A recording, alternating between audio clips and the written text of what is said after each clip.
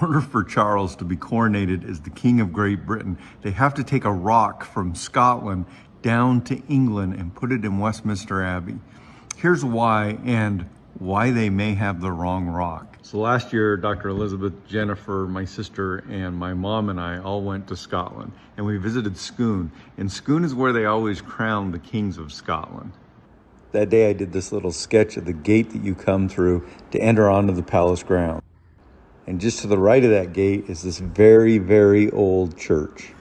This is a little sketch I did that day of the Abbey and the Stone of Destiny, or the Scone Stone. And that's what we're talking about. Here's how the coronation of a Scottish king went. He would sit on the Stone of Destiny, and then all the lords of Scotland would come to Scone, and they would swear allegiance to them. And how they did it is they would take some of the dirt from their land and put it in their boots, and then bring it all the way with them to Scone. And then they would kneel in front of him and pour out the dirt on the ground in front of him.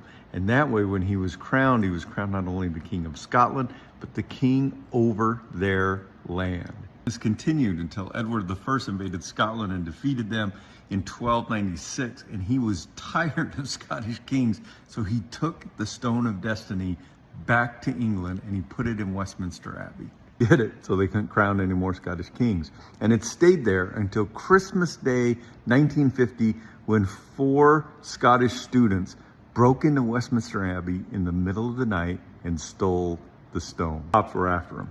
So they went into a field and they buried the stone to hide it, returning later to get it. But in the process, they broke the stone. Actually, they got the Stone of Destiny back into Scotland, but they were in trouble and they knew it. So they contacted a Glasgow politician, and he took the stone from them.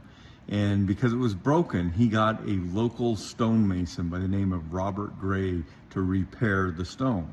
The stone was then taken to Arbroath Abbey and was left on the altar. Now, Arbroath Abbey is a Church of Scotland church, but the King of England is over the Church of Scotland. So it was taken back down to Westminster Abbey, where it stayed until 1996. And in 1996, there was this movement to recognize Scottish history.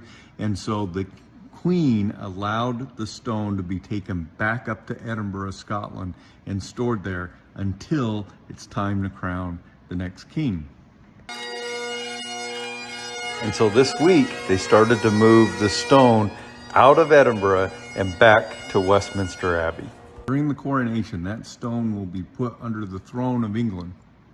So when Charles sits on it, he's not only going to be sitting on the throne of England, he's also going to be sitting atop the Stone of Destiny for Scotland, symbolizing that he is being crowned as king over Scotland as well as England. Very symbolic. It's a lot like the lords of Scotland who would bring the dirt in their boots to lay at the feet of the Scottish king. And this is all proper and symbolic, but they may have the wrong stone.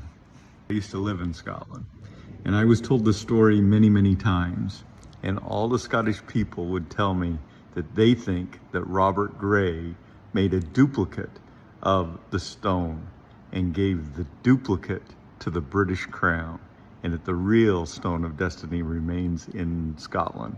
And if that's true, Charles is going to be sitting on the wrong stone. But one other interesting fact, the Stone of Destiny that all Scottish kings have been crowned on, they don't know where it comes from. They don't know why. They don't know why the kings all started on it. It's got like this metal piece embedded into it with a loop on it. Nobody knows why. They just know that that's how it's always been done, and so that's how they're going to keep on doing it.